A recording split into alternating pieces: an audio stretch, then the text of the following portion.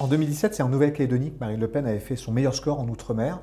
Dimanche va se tenir le référendum, le troisième sur l'indépendance de l'île. Ça a été validé par le Conseil d'État hier. Logiquement, le nom devrait l'emporter puisque les indépendantistes kanaks ont appelé au boycott de ce référendum. Quelle est la solution? Puisque quoi qu'il arrive, on va se retrouver dans un no man's land constitutionnel avec la fin des accords de Nouméa. Je crois que ce qui est important, c'est d'affirmer l'appartenance à la France de la Nouvelle-Calédonie. Elle dispose aujourd'hui d'un statut de très large autonomie.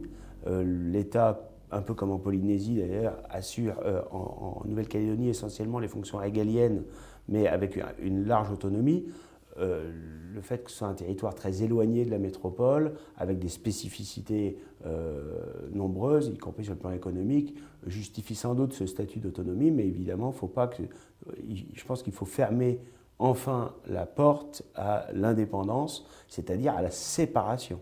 C'est-à-dire à la séparation de la Nouvelle-Calédonie de la France, alors que, voilà, pour des raisons historiques anciennes, la Nouvelle-Calédonie fait partie de la France, et comme l'ensemble de nos outre-mer, j'étais il y a quelques jours en Martinique et il y a quelques semaines en Guyane, eh bien, nos outre-mer sont une richesse absolument extraordinaire.